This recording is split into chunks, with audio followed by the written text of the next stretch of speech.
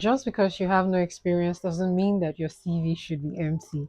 Okay, so you are drafting your CV, you do not have experience, but you don't want it to be empty. What are the things that, what are the real life experiences, real life happenings, real life things that you've done that you can put into your CV? That is what we'll be talking about in this video. Hello, you're welcome to my channel. My name is Chemaka Okebo. If you're new here, you're welcome. If you're a returning subscriber, you are welcome. First of all, I'd like to ask, how's the job search going? Are we getting positive feedbacks and all of that? Let me know in the comment section. So, your CV doesn't have to be empty, especially when you get to the part of work experience. It doesn't have to be empty.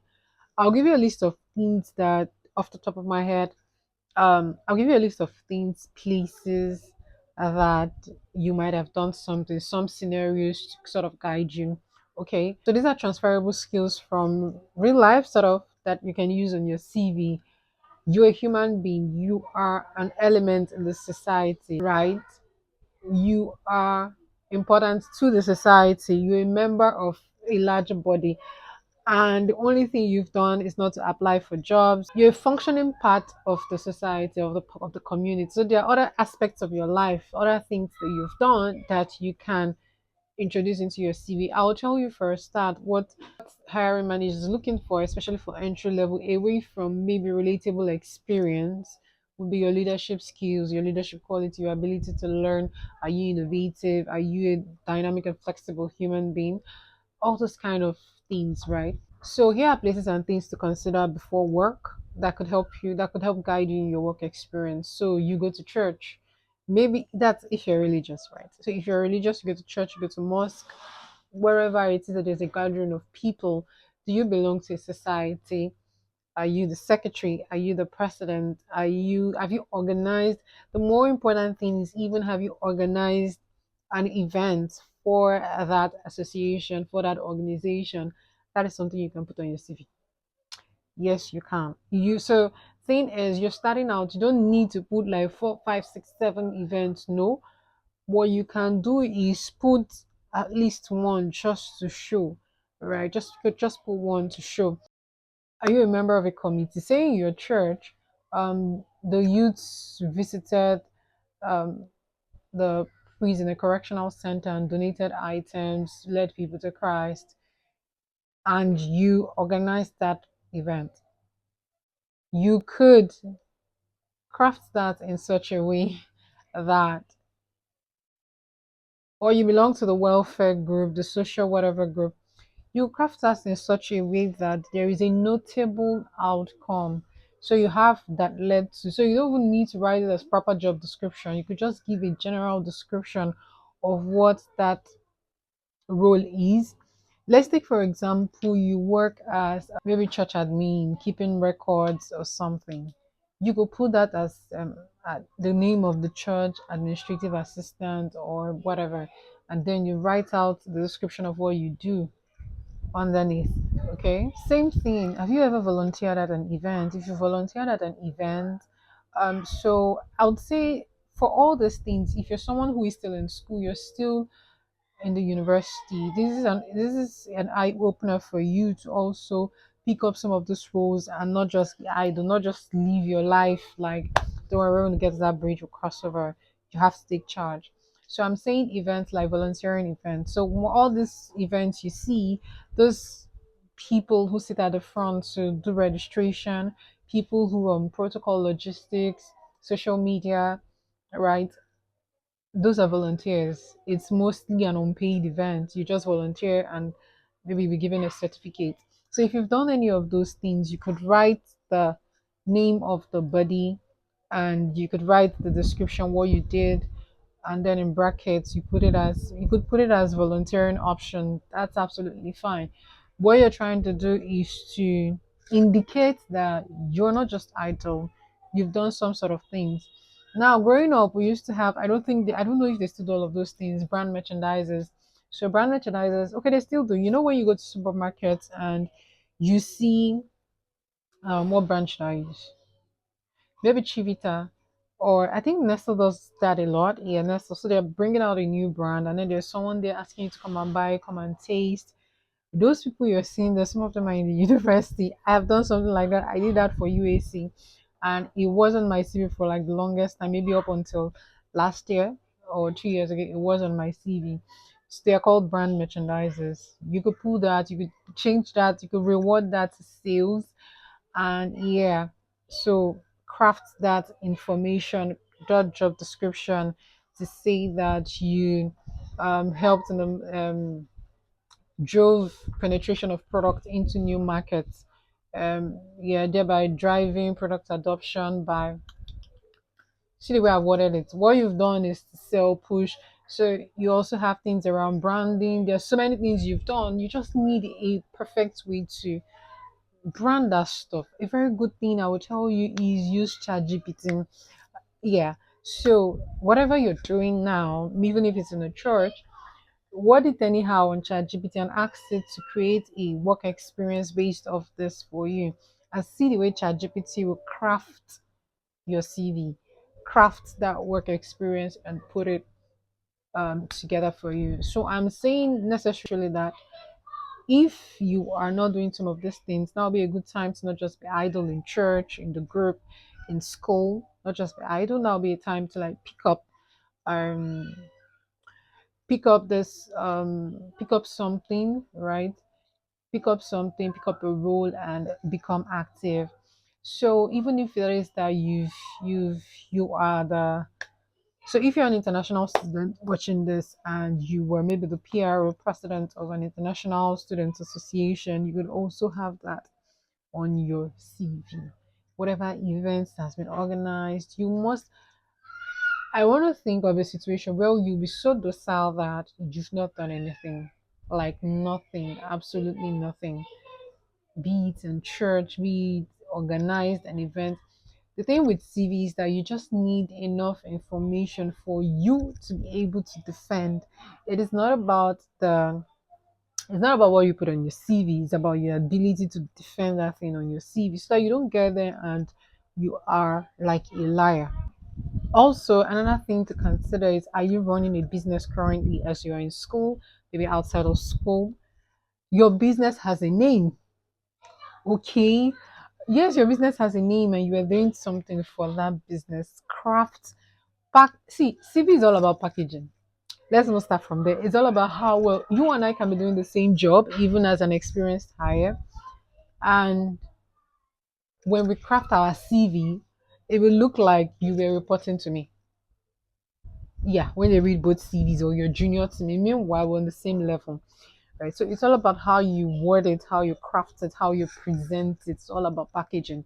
So you have a business that you run, you are the sole owner, and you are applying for a social media manager role, right? That your business, do you not are you not the social media manager for that business? So you can include it, but ensure, like I said, whatever you put on your CV, you're able to defend. So ensure that when you put that, the information you're putting as your job role, it's not blown out of proportion. It's not. There are certain CVs that when I see, I know you're lying. Like before I even bother, I know you're lying. So remember, the goal is for you to have substantial experience, but a realistic one. Make it realistic. It's not the time to start saying you made a billion, all those kind of things. Nah, nah. Don't lie the lie that they will cash you. Right? So package it well. So you won't necessarily be lying, you will just be putting it in a professional manner. Exactly. Also, there's that of club, sports, event. Like you see, there are so many spheres of life. You need to first of all sit down, think within yourself. If you already run YouTube, you can also use that. Yes, depending on what you're applying for, you can also use that. So you need to sit down, ask yourself, like split yourself into different spheres of life, right? There's the religious, there's the social, there's the family, there is the all the other spheres of life that we have. There's the academic, that's what you have in school. And think through what are the things I've done. One thing is that because we don't document our progress, we don't document um, things as they are happening, it then becomes a bit difficult for you to remember. But when you sit down and begin to think about, oh, Valentine's Day, I organized the Valentine's Day event in church. It was a success. Okay, just write that down. And then you think, what else? What else has happened? What else has happened? You think about the society you belong to, how you were secretary one time, you bring it in. That is why, see, and that's the reason why when you open a lot of people's CV for entry level, you'll be seeing things like administrative assistant, yes, customer service, because those are low barrier to entry roles, right? So if you worked in a church and maybe you were the secretary in that church, or you were, how do I put it? You were welfare of of a committee, you'll find out that most people will put that as customer service, customer experience, administrative assistant. Those are the low barrier to entry roles I can think of, because that way you find out because in everything you do there's customer service, right? In everything you do there's communication in everything you do. So at the end of the day, you just have no problem, right? You have no problem defending what's there, because yeah, that's what you've done. So even if the words aren't exactly the same, right, that what you're doing is best suited under that umbrella in the corporate world. I hope you get me. So I'm saying that you are taking an informal role and placing it in a formal setting. Right. So maybe in your church, like I used to write baptismal cards, respond to people queries and all of that, which is an administrative role. In church it had no specific, it had no title. I was just helping out. It had no title. It was just that thing. But in the corporate world, it falls under admin, falls under administrative assistant, data entry officer, um, a bit of customer service. But you can't write all of those at the same time, right? So you pick the one that is most suited to what you've done. That is my explanation. And then you put it in. So if in church you're always in harvest committee, um, Valentine's Day committee, marriage and singles committee. You're always in one committee or the other. You are in the corporate world. It fits under project management. It fits under you could use event management. Okay, so you can now see we're trying to relate all of this. If you're always the type, maybe you're in media and all of that, in the corporate world, it then fits under media, maybe brands, corporate communication, maybe you write newsletters in church. You so you can see how we're not trying to fit what is in what is on this end, being the informal, to a formal setting. When you do all of that, the ultimate is for you to now take all of those. When you've now realized this is what you do, take it and put it on ChatGPT. If you're not using ChatGPT today, I don't know what to say to you, but take it and put it on ChatGPT and ask ChatGPT to help craft this in a formal setting and see what ChatGPT has to say.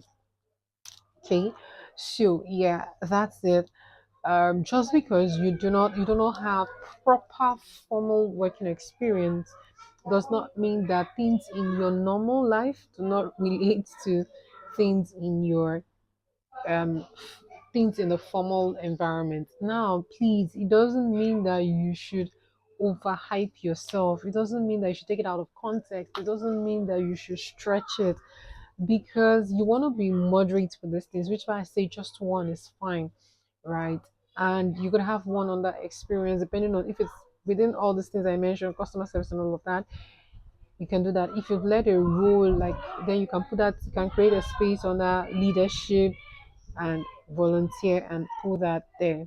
Okay, just so that you don't have your CV left, right, and center, and it's not irritating to whosoever is reading it. So please and please and please, I am begging you. The idea is not to go all out on your CV and make it so cliche, make it so like when somebody sees your CV, they're like, what the heck? Okay, because if I see your CV If I see you putting an informal stuff in a formal environment, I would very likely know, right? Likely, right? Likely. It's possible I'm not able to figure out, but I'll very likely know that okay.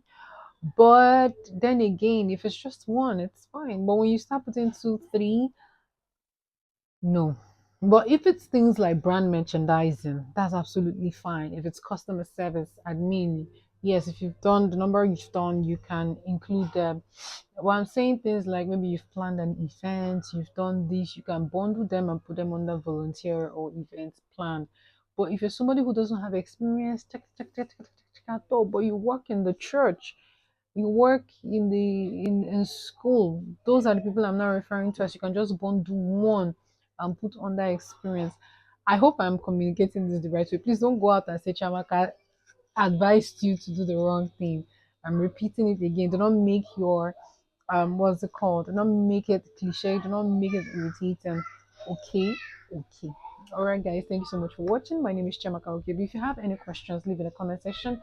If you have, I said in my previous video that maybe I would review. I don't know. I still do not know. But yeah, just leave your comments in the comment section. Do not forget to like, comment, and subscribe. Subscribe, guys. Thank you so much for coming on to my channel. My name is Chimaka Okebu, and I'll see you in my next video. Bye, guys.